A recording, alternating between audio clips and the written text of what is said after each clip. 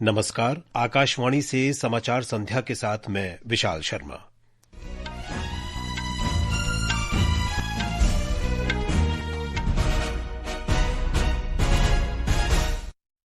मुख्य समाचार।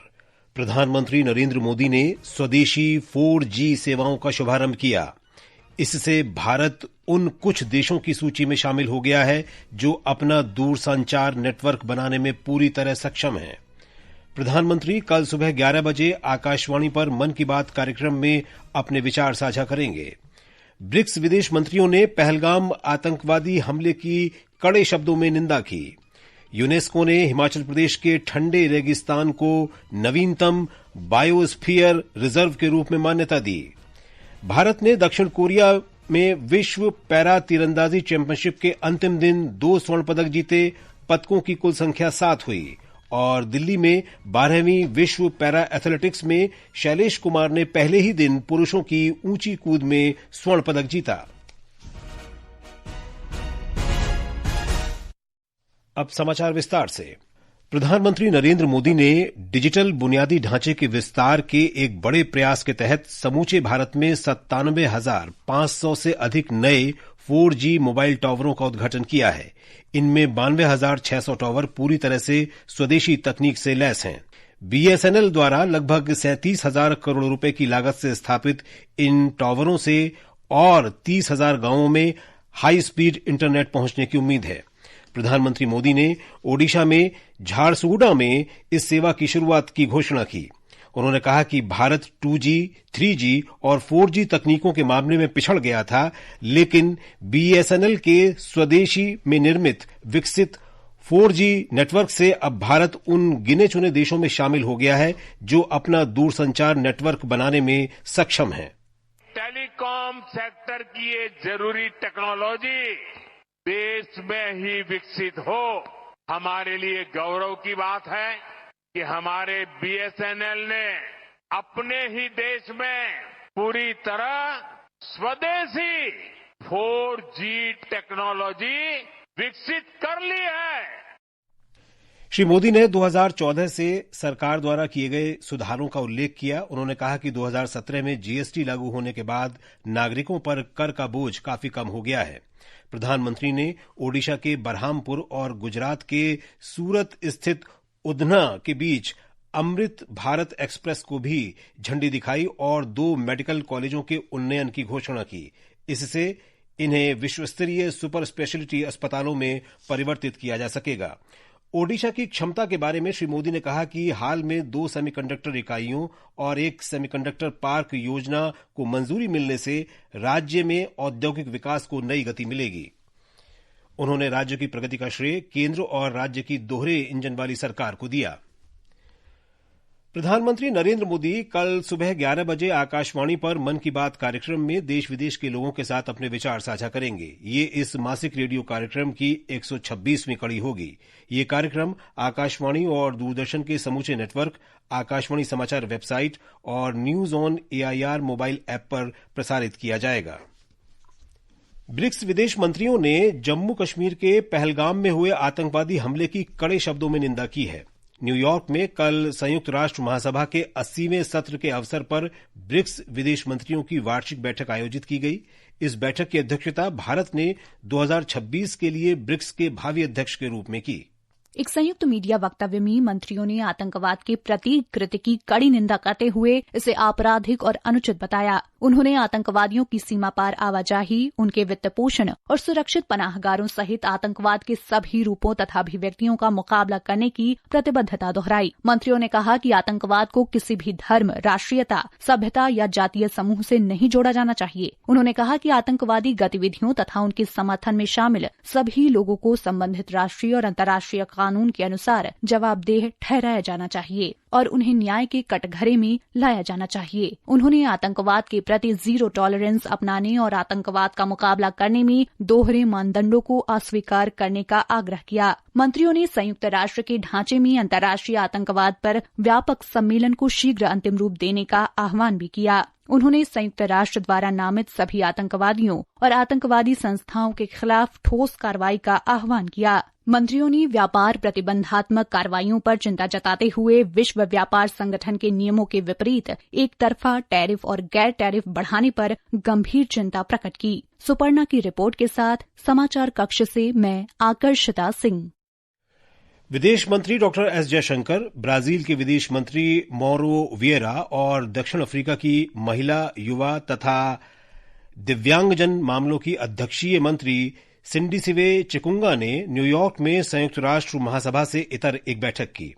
13वीं IBSA त्रिपक्षीय मंत्री स्तरीय आयोग की बैठक के मीडिया वक्तव्य में मंत्रियों ने जम्मू कश्मीर के पहलगाम में हाल में हुए आतंकवादी हमले में नागरिकों की नृशंस हत्या की कड़ी निंदा की। ये समाचार आकाशवाणी से प्रसारित किए जा रहे हैं। ताजा समाचार जानने के लिए आप हमारे social media handle X@AIR News Hindi को फॉलो कर सकते हैं। समाचार संध्या में आपका फिर स्वागत है। प्रधानमंत्री नरेंद्र मोदी के नेतृत्व में सरकार सेवा और सुशासन के मंत्र से प्रेरित होकर परिवर्तन और प्रगति लाने के लिए अथक प्रयास कर रही है।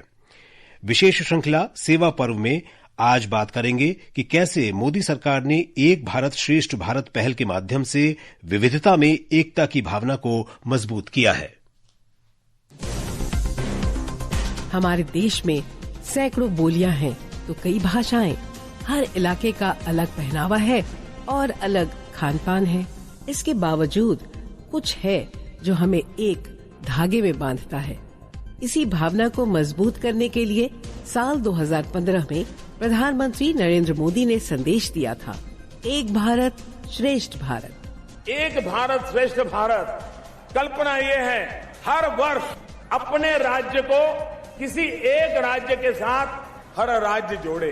मान लीजिए हरियाणा तय करे कि भाई 2016 हम तमिलनाडु से जुड़ेंगे, तो 2016 में हरियाणा में स्कूलों में बच्चों को कम से कम 100 वाक्य तमिल भाषा के सिखाए जाए। हर बच्चे को तमिल का एक गीत सिखाया जाए। एक साल भर हरियाणा में तमिलनाडु चलता रहे और तमिलनाडु में हरियाणा चलता रहे। देश की एकता को जोड़ने का, देश के अन्य राज्यों को पहचानने का, अन्य भाषाओं को जानने का एक सहज उपक्रम बनेगा। सदियों से हमारी संस्कृति, हमारी परंपराएं पूरे देश को बांधे हुए हैं। स्थानीय उत्पाद अपनी माटी की सौंधी गमक को न सिर्फ समेटे हुए है, बल्कि एक राज्य से दूसरे राज्य को जोड़ने का माध्यम भी है। प्रधानमंत्री ने अक्सर लोगों से अपील की कि उन्हें वे अपनाएं। मेरे प्यारे देशवासियों, हमारा भारत जिस तरह अपनी क्षेत्रीय, भाषाई और सांस्कृतिक विविधता के लिए जाना जाता है, उसी तरह कला, शिल्प और कौशल की विविधता भी हमारे देश की एक बड़ी खूबी है। आप जिस क्षेत्र में जाएंगे, वहाँ की कुछ न कुछ खास और लोकल चीज के बारे में आपको पता चलेगा। एक भारत श्रेष्ठ भारत, ये प्रधानमंत्री मोदी की ऐसी पहल है जिससे एक राज्य के लोग दूसरे राज्य की संस्कृति और लोक परंपराओं को न सिर्फ नजदीक से देख रहे हैं, बल्कि वहाँ के लोगों से आत्मीय रिश्ता भी बना रहे हैं। प्रधानमंत्री नरेंद्र मोदी द्वारा घोषित GST बचत उत्सव की शुरुआत 22 सितंबर से हुई। इससे समाज का हर वर्ग अब लाभान्वित हो रहा है। अगली पीढ़ी के GST सुधारों से विभिन्न वस्तुओं और सेवाओं पर कर की दर कम हुई है और लोगों को राहत मिली है। एक रिपोर्ट। अगली पीढ़ी के GST सुधारों के अंतर्गत सरकार ने खेल के सामान पर कर में बड़ी कटौती की घोषणा की है। नए कर ढांचे में खेल के सामानों पर कर की दर को 12% से घटाकर 5% कर दिया गया है। इस कदम का उद्देश्य खेल उपकरणों को अधिक किफायती बनाना, घरेलू विनिर्माण को बढ़ावा देना और देश भर में खेलों में व्यापक भागीदारी को प्रोत्साहित करना है। यह निर्णय उपभोक्ताओं को सीधे लाभ पहुंचाएगा और साथ ही फिटनेस और स्वस्थ जीवन शैली को भी बढ़ावा देगा। नए GST सुधारों के अंतर्गत साइकिलों पर भी कर की दर को 12% से घटाकर 5% कर दिया गया है। वहीं साइकिल के पुर्जों पर भी टैक्स 12% से घटाकर 5% किया गया है। इस कटौती से साइकिल के इस्तेमाल को प्रोत्साहन मिलेगा और छात्रों, फिटनेस प्रेमियों तथा युवाओं पेशेवरों में साइकिल चलाने की प्रवृत्ति बढ़ेगी। इस महीने की 21 तारीख को प्रधानमंत्री नरेंद्र मोदी ने राष्ट्र को संबोधित करते हुए लोगों से स्वदेशी उत्पाद खरीदने की अपील की है। उन्होंने कहा कि इससे घरेलू उद्योगों, छोटे निर्माताओं, स्थानीय कारीगरों और MSME को बढ़ावा मिलेगा। सकलीन अख्तर के साथ आदित्य प्रताप सिंह, आकाशवाणी समाचार, दिल्ली। हिमाचल प्रदेश स्थित शीत मरुस्थल बायोस्फीयर रिजर्व को यूनेस्को के विश्व बायोस्फीयर रिजर्व नेटवर्क में शामिल कर लिया गया है। चीन के हांगझोउ में आयोजित विश्व बायोस्फीयर रिजर्व कांग्रेस में यह घोषणा की गई। ये बायोस्फीयर रिजर्व भारत के पश्चिम हिमालय में लगभग 7,770 वर्ग किलोमीटर क्षेत्र में फैला हुआ है। ये क्षेत्र अपनी अनूठी जैव विविधता और समृद्ध सांस्कृतिक विरासत के लिए जाना जाता है। एक रिपोर्ट। हिमाचल प्रदेश के लाहौल स्पीति जिले में कोल डेजर्ट बायोस्फीयर रिजर्व में pin valley national park, Kibber wild life sanctuary, Chandratal और सरचू क्षेत्र शामिल हैं। पश्चिमी हिमालय का यह क्षेत्र समुद्र तल से 3 से 5,000 मीटर की ऊंचाई और हिमालय की वर्षा छाया में होने के कारण शीत मरुस्थल के रूप में पहचाना जाता है। यहाँ का मौसम शुष्क, ठंडा और अत्यधिक चुनौतीपूर्ण है, जिसके कारण ये स्थान हिमालयी जीव जंतुओं और दुर्लभ वनस्पतियों का प्राकृतिक आवास है। यहाँ हिम तेंदुआ, Siberian ibex, Himalayan blue sheep और कई दुर्लभ पक्षियों की प्रजातियां पाई जाती हैं। साथ ही चंद्रताल जैसी ऊंचाई पर स्थित झीलें और बर्फ से ढकी चोटियां इस क्षेत्र की भव्यता को और बढ़ाती हैं। रितेश कपूर, आकाशवाणी समाचार, शिमला। ये समाचार हमारी वेबसाइट www.newsonair.gov.in और हमारे न्यूज ऑन एआईआर ऐप पर भी उपलब्ध हैं। और अब खेल खबरों के साथ हैं धर्मेंद्र मणि राजेश। दक्षिण कोरिया के पैरा विश्व तीरंदाजी चैंपियनशिप में भारत ने कुल 7 पदक जीते। इनमें आज प्रतियोगिता के अंतिम दिन व्यक्तिगत कंपाउंड वर्ग के 2 स्वर्ण पदक भी शामिल हैं। महिलाओं की कंपाउंड व्यक्तिगत स्पर्धा में शीतल देवी और पुरुषों के वर्ग में तोमन कुमार ने स्वर्ण पदक अपने नाम किए। इस प्रतियोगिता में भारत ने कुल 7 पदक जीते, जिनमें 3 स्वर्ण, 1 रजत और 3 कांस्य पदक शामिल हैं। नई दिल्ली में विश्व पैरा एथलेटिक्स चैंपियनशिप के पहले दिन भारत ने 3 पदक जीते। पुरुषों के हाई जंप 163 वर्ग में शैलेश कुमार ने स्वर्ण पदक और वरुण सिंह भाटी ने कांस्य पदक जीता।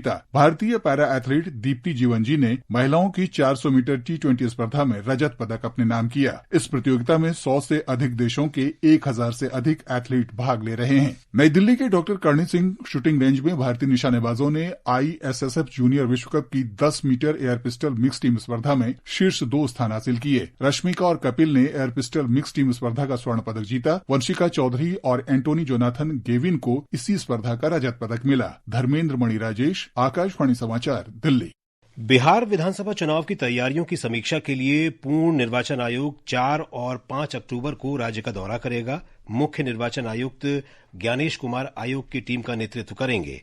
इस दौरे से पहले चुनाव के लिए नियुक्त सामान्य, पुलिस और व्यय पर्यवेक्षकों की ब्रीफिंग 3 अक्टूबर को नई दिल्ली में की जाएगी।